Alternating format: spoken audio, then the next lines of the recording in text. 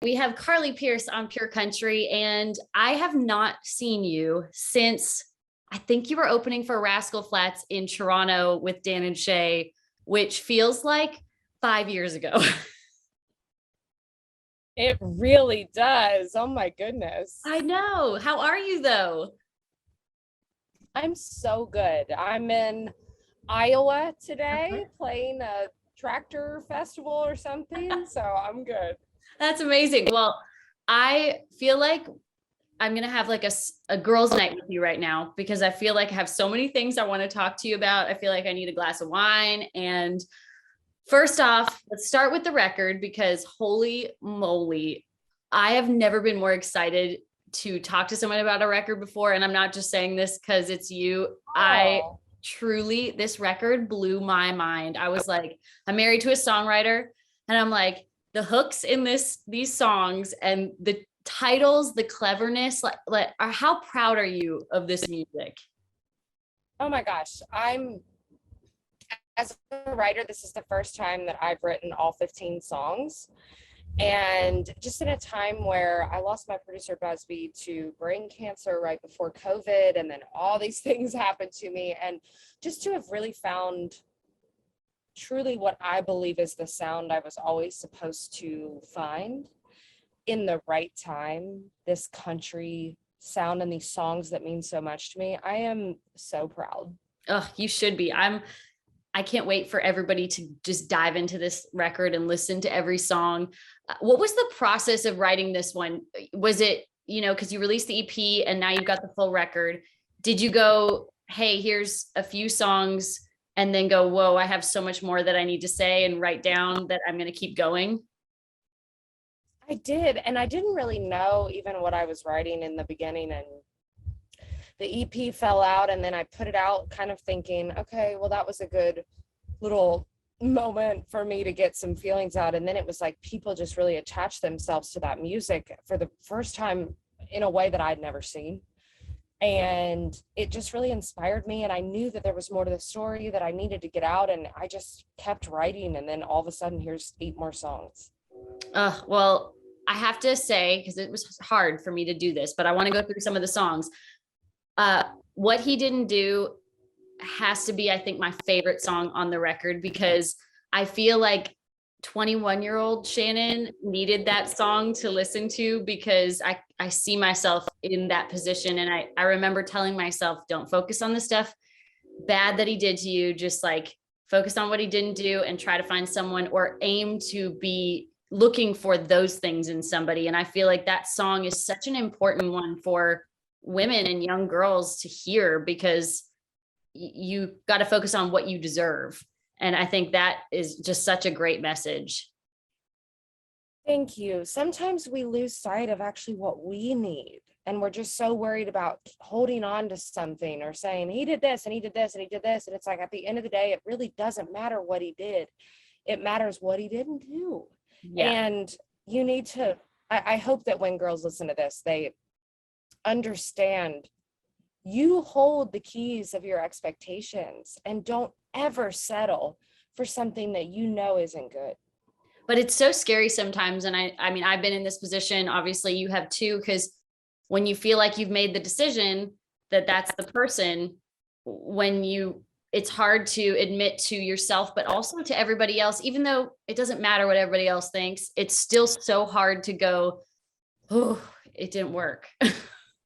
Oh my gosh, it's so hard. And I think for me, it's like, I feel like I held on longer than I should have just because I thought I should. And then I had this realization of, oh, wait, no. And everybody, I mean, that song starts out, it's so funny. It was the second song that we wrote in a day. And Ashley Gorley, who is amazing, he was asking me,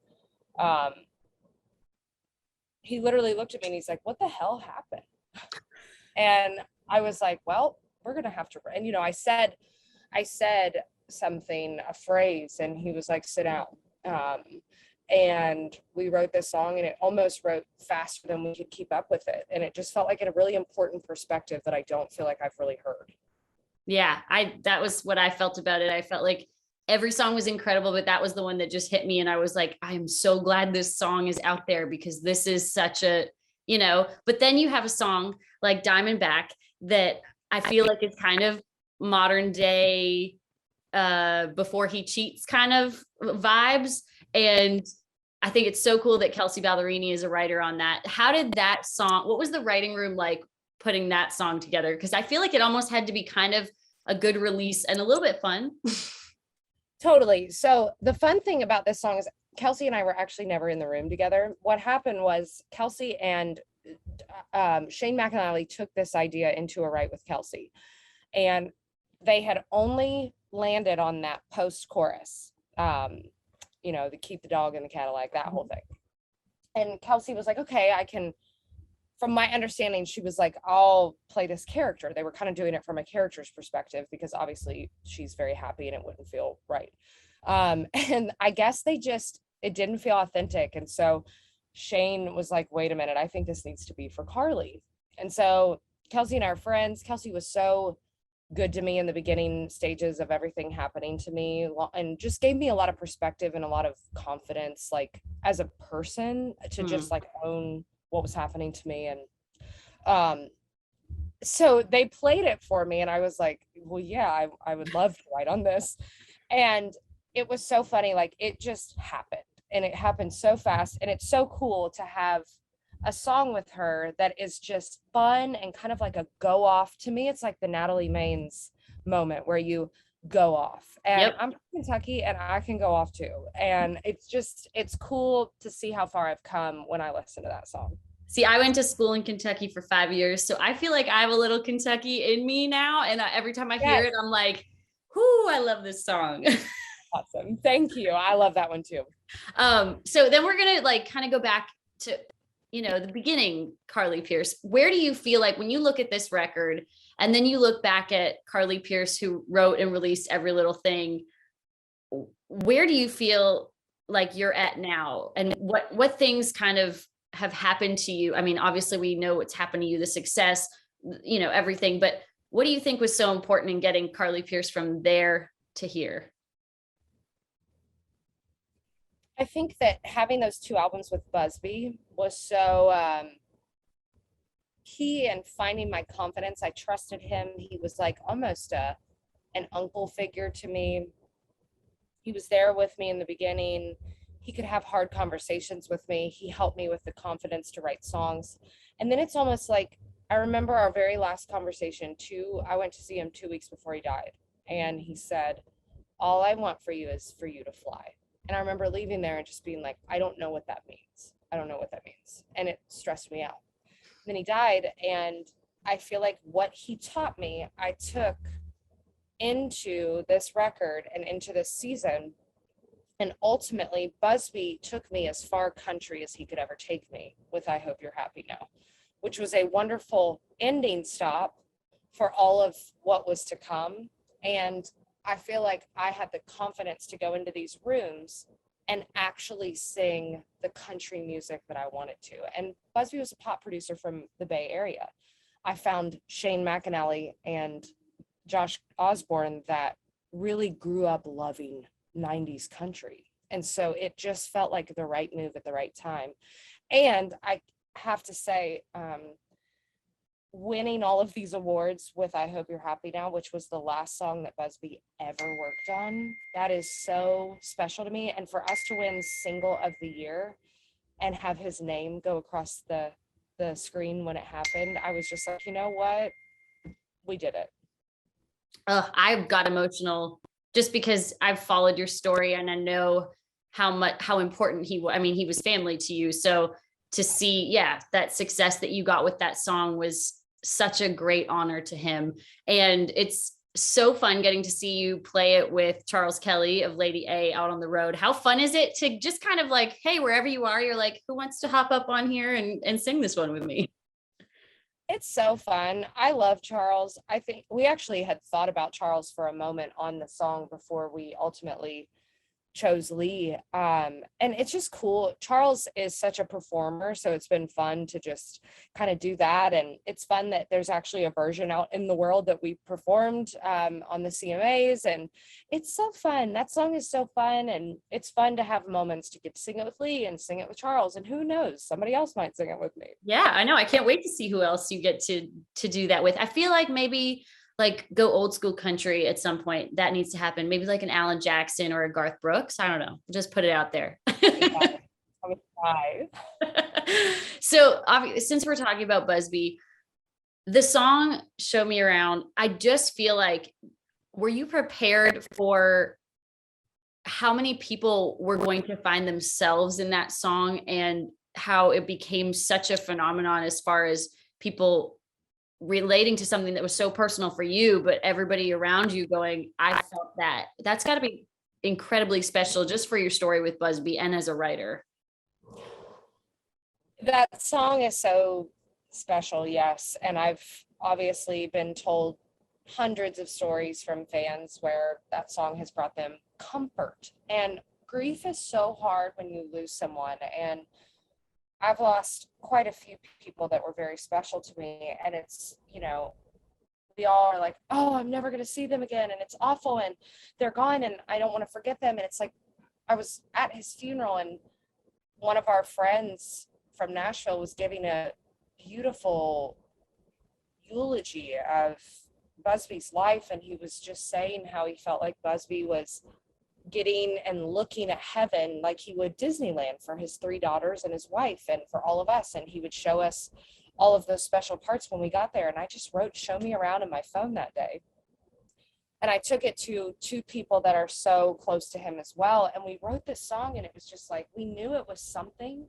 But to see it kind of take on even more of a, I mean, people make shirts, people come and just tell me how it's given them peace with something that's so hard. Death is so hard, and it's given them something to look forward to and to attach. Maybe they're waiting on me and showing me, they're going to show me things when I get there.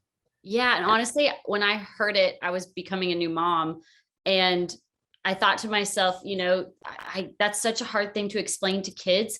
And I feel that song is something that you can, you know, play for a child and kind of make them understand in a much less heartbreaking way of, you know, what heaven looks like and what that situation is one day. So I thank you that I have that song to play for my son one day. Oh, thank you. That means a lot. Thank you. And then I just feel like there's so many songs on this record. There's 15. I'm like, I could talk to you about them forever. So the Never Wanted to Be That Girl with Ashley McBryde, how I never would have pictured your 2 voices being on a song together, because I feel like every time a duet comes out, I'm like, oh wow, I never would have thought of that, but that's amazing. And that's kind of how I felt when this song came out, because I'm like, I would have never put your 2 voices together. But what is that relationship like with Ashley? Have you guys, you know, been friends prior to this, right, and everything, and just decided, hey, we need to work together? I mean, I've known Ashley for quite a few years now, and always been such a big fan of her as a person and as an artist. And I've only asked 2 artists to write with me, one being Luke Combs, and we wrote I Hope You're Happy Now, and second being Ashley in this song. And we just got in the room, and I knew that we loved the same kind of country music, and we love those cheating songs of country music. And we knew that we wanted to do something together, because I feel like people maybe wouldn't expect us. We're a little polarizing pair, you know, we're very different in a lot of ways, but we have a lot of common ground in our upbringing of music. And so we knew we wanted to write a song together. And we knew that, you know, we referenced Linda Davis and Reba's Does He Love You? And we knew that we couldn't touch that song. So we wanted to make sure that we wrote from a different perspective. And it was such a special day. I mean, we just had an honest conversation of the fact that so many times in this scenario, it's the wife is mad at the husband and the mistress is mad at the wife, or, you know, just all these things. And it's like, actually, how it should be is 2 innocent women get burned by the same man. And I think it's very interesting. We never meet each other in this story. in this song, but the chorus stays the same, of the same feelings, because it's the moment of realization of I've been tricked. I've been lied to.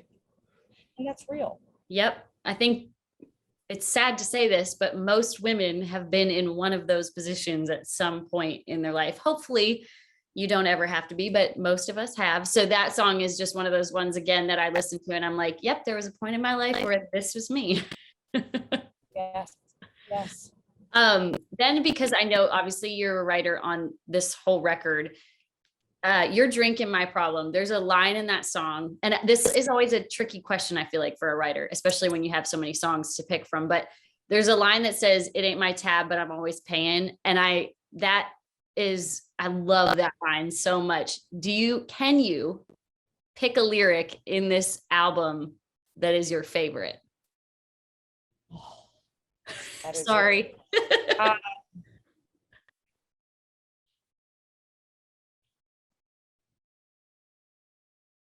I think like the phrase that I love the most, I have two different. So Okay. From a miss to a misses, then the other way around. I love that in 29. Yep. And then I have to say, in Dear Miss Loretta, I ain't been a widow, but I've been an ex-wife.